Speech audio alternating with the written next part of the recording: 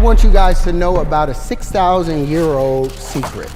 6,000 years, mankind has been trying to decipher this one little thing called the flower of life.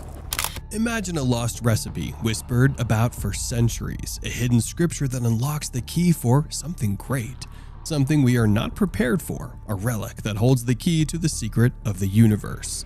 That is the Emerald Tablet. This mysterious tablet isn't actually green, nor even made out of emerald, but it sure holds a great amount of information from a time that has since been lost. For centuries, alchemists, the early scientists of their time, puzzled over its meaning. They believed it held the key to transforming ordinary things into gold. No one knows exactly where the Emerald Tablet came from. It first appeared in ancient Arabic writings, credited to a very wise man named Hermes. But some believe Hermes might not have been real, or perhaps even an alien visitor. The tablet itself is a puzzle filled with cryptic messages. Is it a scientific manual holding the key to everything, or a message from a long-lost civilization, unveiling the mystery of the Emerald Tablet? William Hawke throws open the doors to a fascinating and, some might say, fantastical world with his theory of the Emerald Tablet. This legendary object, described as a glowing green stone etched with raised symbols, not engravings, is said to be the wellspring of powerful ancient knowledge. Here's where things get intriguing. Hawke believes that the Emerald Tablet is incredibly old, possibly over 2,000 years. He even suggests it was once a liquid molded and hardened to mimic a real emerald. But the story doesn't end there.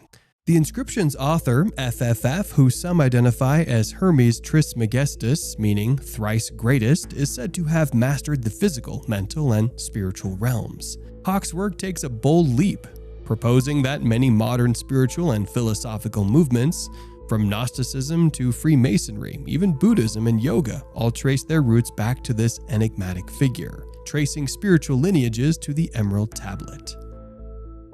Adding another layer of mystery, Hawke suggests Hermes wasn't just one being, but three. This theory proposes Thoth, an Atlantean who gifted humanity godlike knowledge and writing as the first incarnation. Akhenaten, an Egyptian pharaoh credited with creating the first monotheistic religion, is believed to be the second, rediscovering the tablet. Finally, Balinus, a contemporary of Jesus, supposedly unearthed the tablet hidden by Alexander the Great. William Hawke's exploration of the Emerald Tablet deepens with the story of Balinus. This dedicated scholar supposedly devoted his life to deciphering the tablet's secrets. The results, according to Hawke, were phenomenal. Balinus is said to have not only mastered the tablet's knowledge, but also achieved incredible feats, like influencing powerful rulers and even escaping imprisonment. Balinus's teachings are presented by Hawke, offer a fascinating perspective. He believed that a divine spark, the soul, resides within each of us. Through multiple lifetimes reincarnation, the soul strives to evolve and reach its full potential. But what about practical application? Hawke, in his video, delves into three core principles, consistently found in the true Emerald Tablet translation, according to him. These principles, he argues, can empower viewers to create the life they desire by understanding and using them. Hawke's journey, however, wasn't without its bumps. He initially encountered disappointment with a popular book called the Kybalion, which supposedly presented the Emerald Tablet's teachings. This, according to Hawke, motivated him to seek a more accurate translation. His quest, he claims, led him to profound insights and personal transformation. The plot thickens when comparing the three core principles with the 7 laws of the Kybalion and other recurring themes. A key element, according to Hawke, lies in understanding the translation itself. This translation, he suggests, emphasizes the concept of a single source manifesting in the physical and mental realms. This aligns with various religious ideas, but with a twist. Hermetic traditions, Hawke suggests, prefer a view of the divine that isn't personified, like a god, but rather a universal force. William Hawke dives deeper into the Emerald Tablet, focusing on a key phrase attributed to the ancient scholar Balinus, as above, so below. This powerful statement, according to Hawke, reflects the interconnectedness of everything in the universe. Imagine a mirror. What happens above is mirrored below. This principle suggests a world of duality, where opposites exist together and change is a constant force, embracing change with the Emerald's Tablet wisdom. Understanding this duality, Hawk argues, is the key to overcoming stagnation. Feeling stuck, the Emerald Tablet, as interpreted by Hawk, encourages you to embrace change and allow yourself to evolve. Hawk goes a step further by drawing on personal experience. He admits to clinging to ineffective advertising strategies in his business simply because they worked for others. However, recognizing this outdated belief allowed him to pivot and explore more successful approaches. This willingness to adapt, says Hawk, is crucial for personal and professional growth. The takeaway here is simple yet powerful. Don't be afraid to break free from ineffective patterns. Just because something worked in the past doesn't mean it's the best path forward. William Hawk's exploration of the Emerald Tablet takes another fascinating turn with the concept of duality. This principle, present in both ancient Eastern teachings and the Emerald Tablet, according to Hawk, suggests the world is in constant flux, everything forever evolving. Recognizing and accepting this, Hawk argues, can be liberating. Self-imposed limitations can crumble away when we embrace the ever-changing nature of reality. And Hawk doesn't stop there. He encourages us to question and even discard outdated beliefs that might be hindering our growth. Letting go of these mental roadblocks, he suggests, paves the way for new possibilities and a more fulfilling life. Interestingly, Hawk finds a connection between the Kybalion, a popular book on Hermetic philosophy, and ancient texts. Both, he argues, emphasize the principle of as above, so below. This powerful idea suggests that our external reality is a reflection of our internal state. Want to change your world? Change yourself first, according to the wisdom of the Emerald Tablet. But how do we achieve this internal transformation? Hawk suggests self-awareness is the key. This involves looking beyond fleeting experiences and identities to discover our true essence. Think of it as peeling back the layers of the onion to reveal the core. This self-awareness, Hawk proposes, is the unchanging observer within us, witnessing the constant flow of life. By tapping into this awareness, we gain clarity and resilience. We become better equipped to navigate life's challenges and create a more fulfilling reality, all thanks to the ancient wisdom of the Emerald Tablet. William Hawk's exploration of the Emerald Tablet takes on an introspective turn, drawing inspiration from Sri Ramana Maharishi's profound book, Who Am I? This book, according to Hawk, offers a powerful method for transcending our limited sense of self, the identity we build around thoughts, feelings, and experiences. Imagine 3 planes of existence: physical, the body; mental, the mind; and spiritual, awareness. Hawk, referencing Maharishi, suggests the true awareness resides beyond these planes. It's pure, formless, and limitless.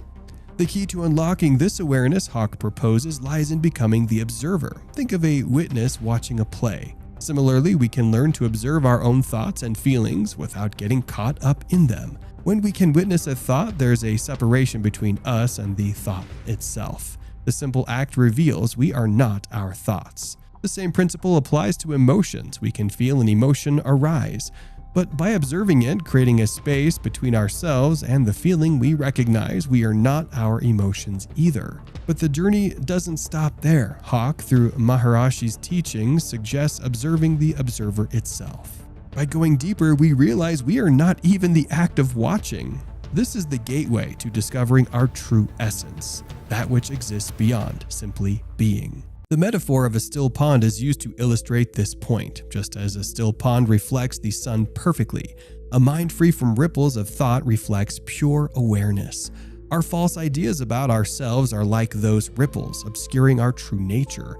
The path to self-discovery involves removing these ripples, our limiting beliefs and self-imposed identities.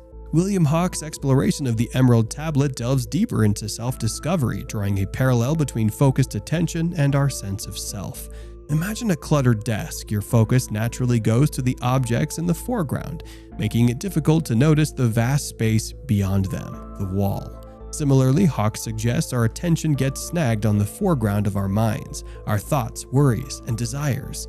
These mental objects obscure the vast background, our true essence, pure awareness. Hawk introduces a profound Eastern yogic method, self-inquiry. This practice, he explains, is a journey of the intellect, a path that goes beyond the limitations of the mind. Through persistent self-questioning, we peel back the layers of identity, ultimately reaching a state of pure awareness, a state of where we simply are.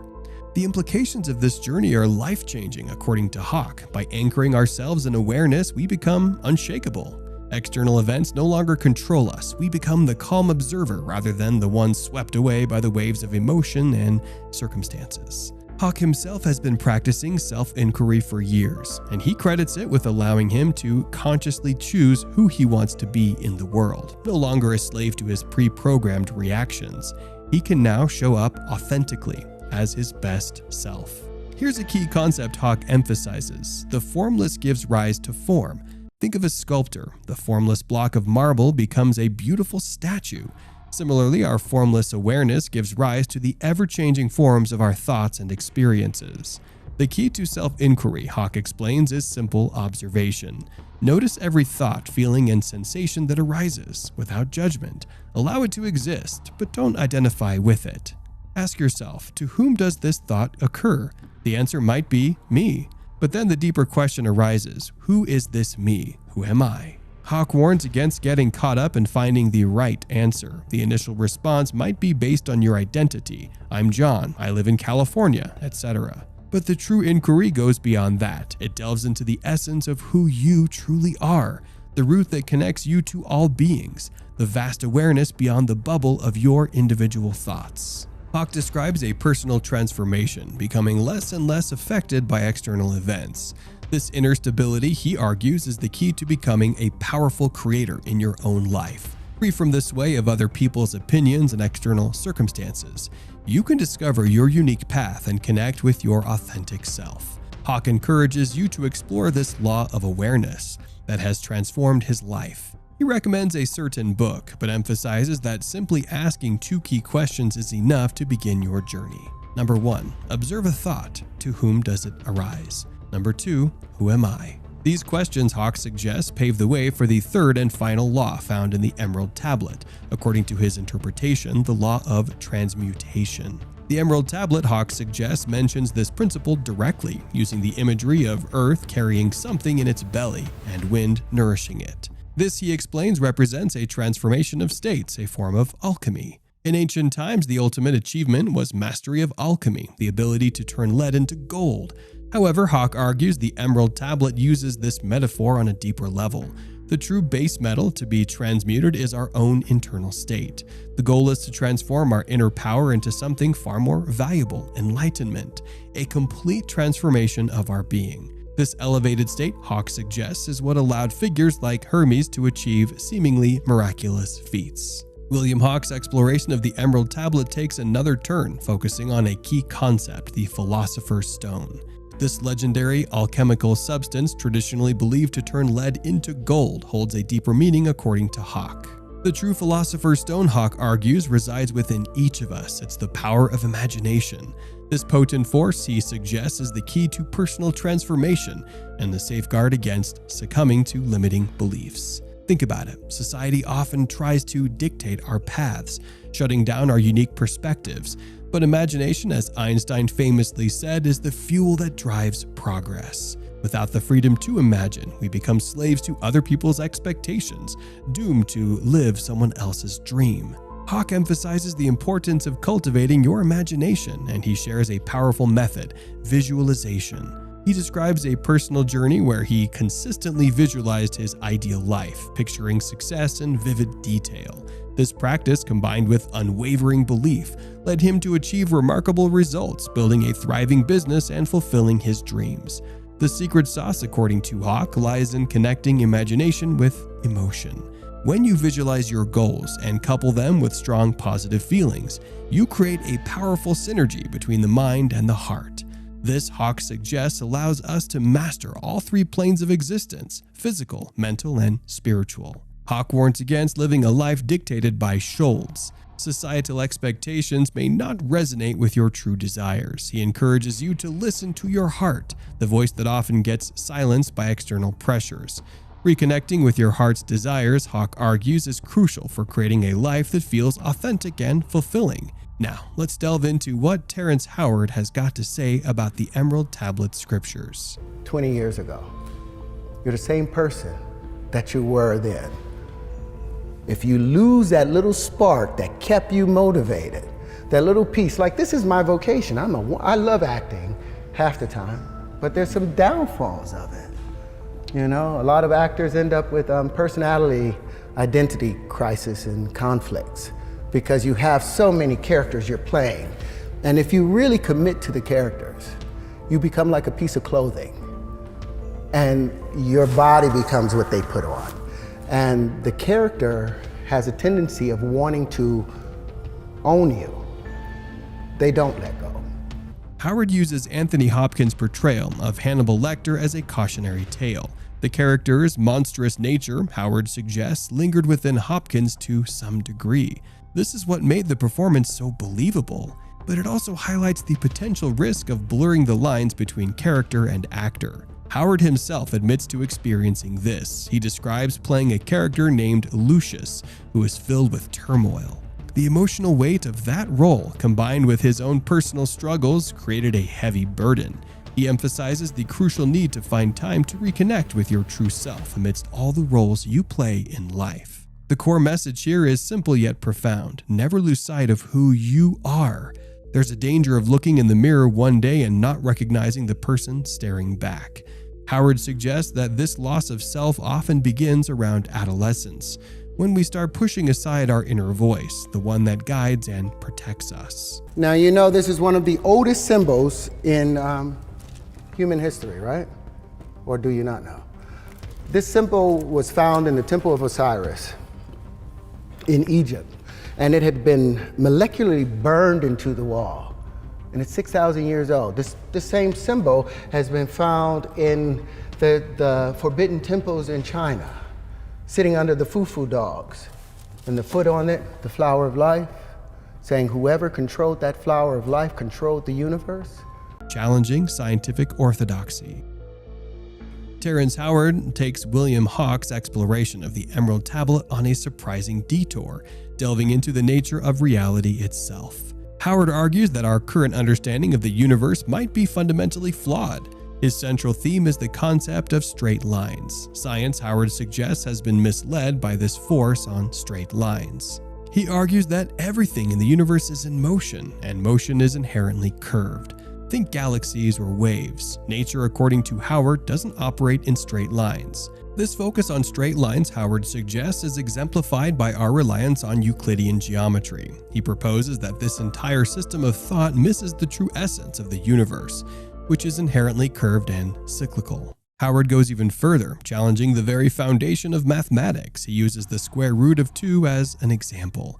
When squared and then cubed repeatedly, a specific loop emerges, a pattern that seems illogical and defies traditional mathematical understanding. This loop, according to Howard, is just one example highlighting the shortcomings of our current understanding. He proposes an audit of mathematics and the Platonic solids, geometric shapes believed to be the building blocks of the universe. Howard believes a new way of thinking with a focus on conjugations, a mathematical operation involving complex numbers, will offer a more accurate picture of how reality works. Toward an interstellar future. Well, here we are on this planet. Can I do that point? Our planet is moving away from our sun at 6 inches a year. You guys know that. 15 centimeters a year, our planet is pushing away from the sun. So in less than 500 million years, our planet will be out of the Goldilocks zone. We'll be somewhere near where Mars is, somewhere halfway between there. So life will not be able to be sustained on this planet anymore. So if we're going to be able to sustain ourselves as a species, we have to become interstellar. Terrance Howard injects another fascinating perspective into William Hawke's exploration of the Emerald Tablet. Here, Howard tackles big questions about the nature of reality, death, and even the power source of our sun, exploring the eternal nature of existence.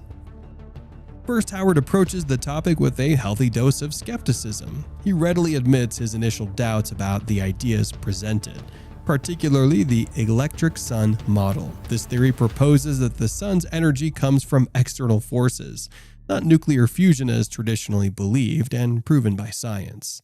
The lack of conclusive evidence for neutrinos, byproducts of nuclear fusion, fuels Howard's questioning of the mainstream explanation. Howard then circles back to the flower of life, a geometric symbol that has piqued his interest. He shares a childhood fascination with bubbles.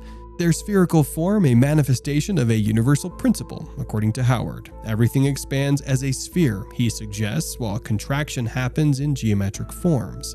Think of ripples in a pond, a perfect example of this interplay between expansion and contraction. This discussion about spheres and geometry takes an unexpected turn when Howard introduces the concept of reincarnation.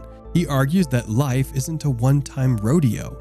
We exist across multiple lifetimes, our essence, pure energy, simply refolding and unfolding in an eternal cycle. Howard even suggests that with focus and awareness, we can recall glimpses of our past lives, those moments of feeling connected to something bigger than our physical bodies. He proposes are echoes of our eternal existence. Interestingly, Howard links this concept of rebirth to his own childhood experience.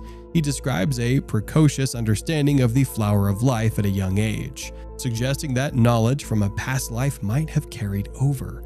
He emphasizes that energy doesn't die, it simply transforms and reboots, making us all fundamentally eternal. The core takeaway here is both comforting and thought-provoking. Howard challenges us to move beyond the fear of death. We are not limited to this single lifetime, he argues. We are part of a vast cyclical existence, and the essence of who we are transcends the physical realm. Whether you subscribe to Howard's specific ideas about the electric sun or reincarnation is up to you. But his core message is clear: embrace the mystery of existence, question assumptions, and explore the possibility that there's more to life than meets the eye. Rethinking Mathematical Foundations. Terrance Howard takes center stage once more, delving even deeper into the rabbit hole of questioning fundamental truths.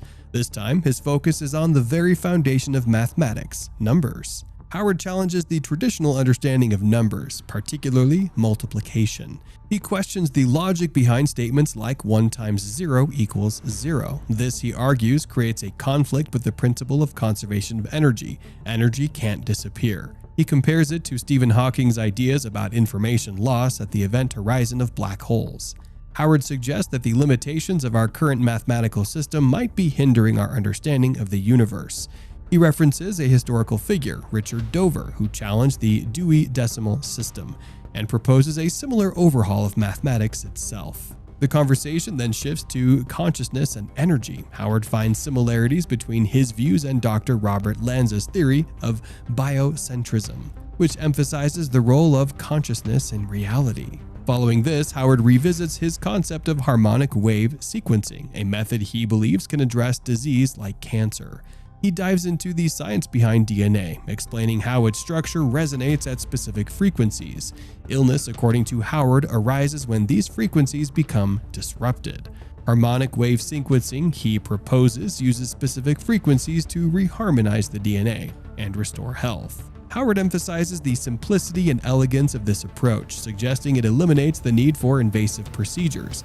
He even mentions collaborating with a doctor who has successfully treated AIDS and cancer using this method. The discussion concludes with Howard pondering the connection between our flawed understanding of numbers and economic problems. He criticizes the use of currency, a system he sees as inherently imbalanced. He proposes a shift towards a model that harnesses the universe's energy more efficiently, achieving a state of over-unity where the whole becomes greater than the sum of its parts. Do you want to see the world in 2D or do you want to see it in 3D? Because our math right now is 2D. Our math is black and white and stick figures. I want the world in multicolor spectral vision. As you're saying, 1b times 1b is equal to 2 pounds, but it's 1b squared, which doesn't make any sense because you've got a square unit squared, 1 pound squared.